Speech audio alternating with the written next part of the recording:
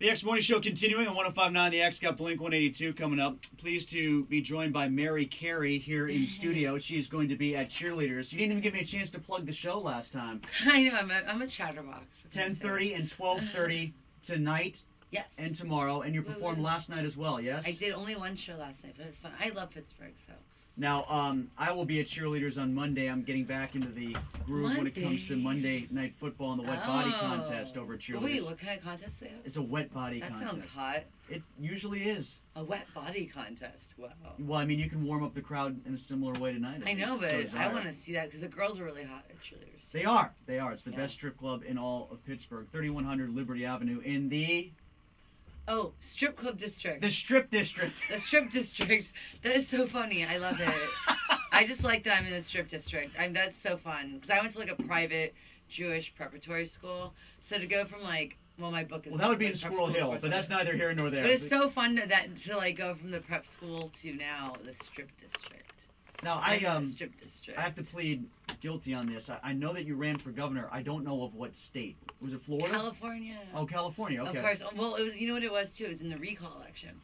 It was the first recall in American history. Because in a recall, it's much easier to run for governor of any state. In a regular election, you would need. Because I was going to try to run in a regular election, but you need over like 800,000 signatures as an independent. Mm-hmm. You know, in a recall, you only need. This is so weird. In a recall election, you only need 65 signatures. So you ran against Schwarzenegger? I did. Did he block you from getting the amount of signatures? No, you need 65. It's very easy. 65 signatures, $3,500, I think it was, no felonies, and over the age of 18. That's why there was over 130 people that ran, and I placed 10th. You placed 10th? I placed 10th. Anybody else famous between Arnold and you? It was, that's not of a political honestly, nature. I was 10th. Gary Coleman was 9th, and Larry Flint was 6th. Come on, you can't beat Larry Flint. But you know what? Good rivalry honestly, there. I was, well, very funny is, I was literally brand new. A lot of people are like, we never heard of you before. I'm like, I literally, my first porn DVD came out, like, it was actually, VHSs were still out. This is 2003, and my first porn came out while I was running for governor. Like, I was that, I didn't know that. I was that brand new in the business. I had just started in the business. It's, you know, and that's just, it's really all about marketing, you know, and I was brand new in the business, and the company I signed with came up with the idea to have me run for governor. And at the same time, I had a TV show on Playboy TV that just came out, and I mean, I was brand new. Did you do any debates or anything like that? I did on the Game Show Network. We did a show called Who Wants to Be Governor of California. It was 6 of us. Bill Walton's son, Luke. Actually, Nate Walton, one who didn't make it on the Lakers. He ran, and I beat him. He was on the debate. And I actually won the debate, and I won the 21,000. That was like the biggest. They based it. 21,000 was the biggest. Who was your biggest competition in the debate? Gary Coleman. Nate Walton actually. Nate was okay. Bill's son Nate went to Berkeley. He was really smart. But I won that because that was once you made it in the final 3, it was based on people voting, and I won by voting. Okay, now you're doing something with China right now, aren't you? The WWE diva. China and I are touring. Feature dancing, like some cities. But she's not here. She's not. Unfortunately, she's not here. But we're calling ourselves Double D Divas. We subtle. Yeah, she's 38 Double D. I'm 36 Double D. And you'll grow into it. Yeah, I'll get bigger.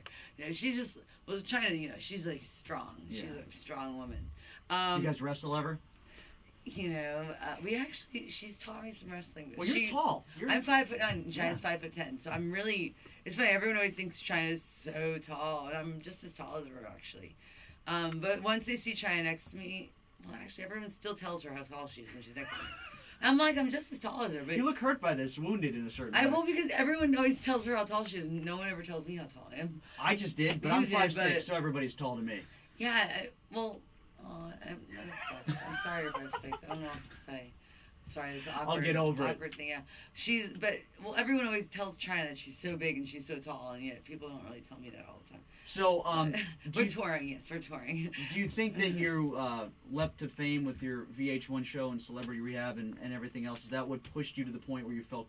Actually, you might need to remind me here. Did that come before the run for governor? The run for governor is definitely what kind of was the catalyst. Okay. I would say, because that was like my first thing. I mean, literally, I moved. I mean, as I tell people, I moved to LA in August of 2003, and I was running for governor. Or no, I moved to LA in April of 2003 and was running for governor by August of 2003.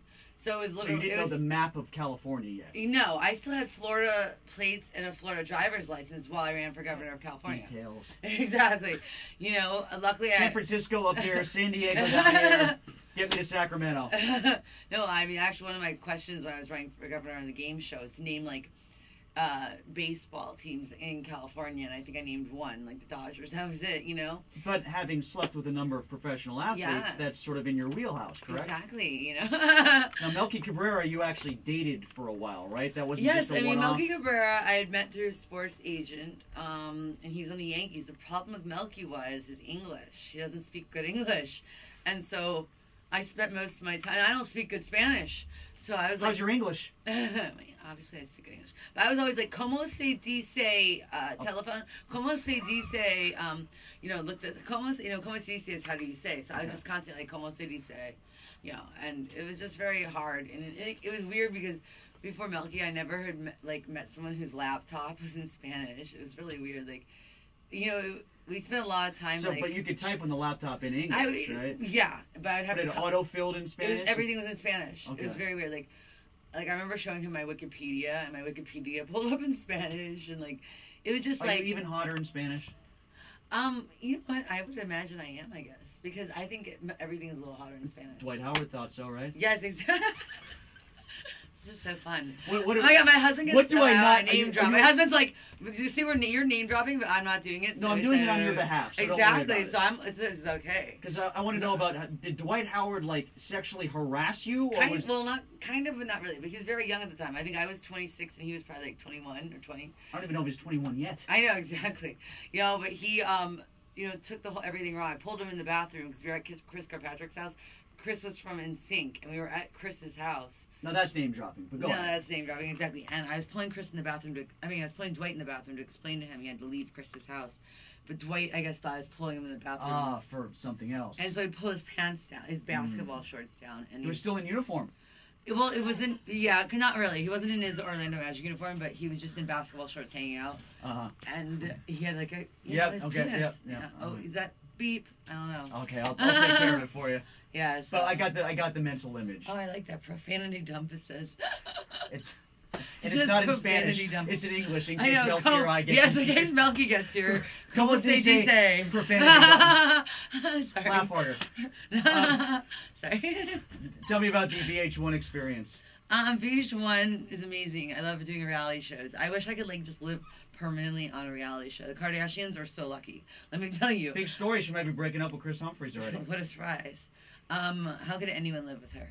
But that's a whole other story. VH1. What did she show you in the bathroom? Anything? Yeah, no. Okay.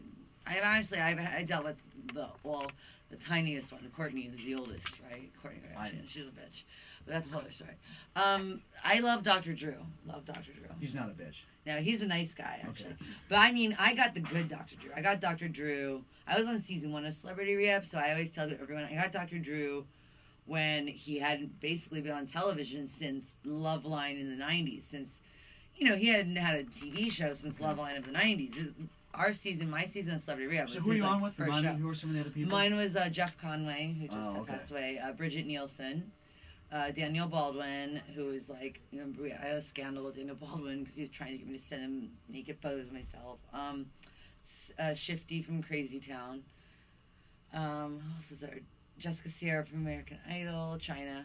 Mm-hmm. And that's where you and China struck up your friendship. friendship. Me and China were actually friends before that. China and I were actually not friends. After Celebrity Rehab, we never hung out. We were friends before Celebrity Rehab. China's the one who got me Celebrity Rehab. She had told her manager about me. I guess China thought I needed help because her manager calls me don't take this the wrong way. I know I've never met you, but your friend China gave me your number. Well, did you need help? I think I did at the time. Looking back. Do you now? No. But I was going through a really rough patch in 2006. I had gotten out of an abusive relationship. My mom jumped off a 4-story building. And my dad, who I thought was dead, found me through my porn website. So it's kind of a really rough patch in '06. That's a unique way of reconnecting with your father. Yeah, knowing your dad who has cerebral palsy, who can't even speak properly. So he found finally you through my porn website. Was he looking for you, his daughter, or did he No, I see think you on he the website? He's Googled like, hey, that's my daughter. I think he just Googled Mary Ellen Cook, and That's it your came real up name? Mary Carey, yeah. Okay, all right. And I think that then he emailed me through my website, attached photos of me when I was a little girl. So therefore, Did you believe it right away? He attached photos of me when I was a little girl, So and he said to contact my Aunt Sheila. So I called, and I thought my dad was dead. So I called my mom, and I was like, "Do I have an Aunt Sheila?" And my mom is also mentally handicapped. She had just jumped off the 4-story building. This is an amazing story. Now, did Dr. Drew help you through all of this, or is that stuff you had to do on your own after the show? Dr. Drew's helped me through, but and like I said, I had him before. Basically, when we did my season of Celebrity Rehab, he had not been on. He didn't have headline news. He didn't have I'm pregnant and I'm 16 or whatever it's called. He didn't have all these TV shows. So he actually used to meet with us all every week, and we all kind of sat there together. Like, we filmed the show, and we waited a couple months before it came out, and we were all like, Dr. Drew kind of used to get with us all and be like, let's get ready. We don't know if it's going to be popular. What's going to happen? The show was a huge success. Dr. Drew ended up getting like 10 TV shows after it, right. you know. So he helped me through it, and then I did another show for VH1, and Drew set me up with like this amazing psychiatrist who I now see, and that guy's. I mean, that guy, because Dr. Drew, it turns out, is not a psychiatrist, and he's giving people psychiatric help and prescribing me psychiatric medication. But Dr. Drew's an internal medicine doctor, and now I have a psychiatrist, so that I met through Dr. Drew, who is like the top psychiatrist in Beverly Hills, who's amazing. He's just so amazing. Well, good luck with everything. Thank you. I obviously need it, right? And good luck at the run this weekend over at Cheerleaders. Oh my God, I'm so excited. Cheerleaders. Oh, in the strip district. Well, we have to have like some sexy talk. Let's talk about like boobies. I have big boobies. Come to Cheerleaders. I have blonde hair. I'm 5'9". I have 36 double Ds. I have long legs. You know, I'm wearing a pink Juicy Couture sweatshirt right now. But go to clubmarycarey.com, marycarey.com. Look at me and come see me naked at Cheerleaders. Couldn't have said it better myself. Tonight Please. in the Strip District. It's 105.9 The X. Yes, please come. Please.